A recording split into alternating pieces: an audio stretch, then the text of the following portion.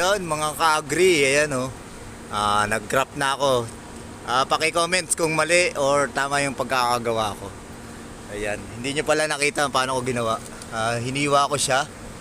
Hindi, itong hiniwa ko muna tong balat pa ganyan. Tapos pa ganyan. Tapos binuksan ko.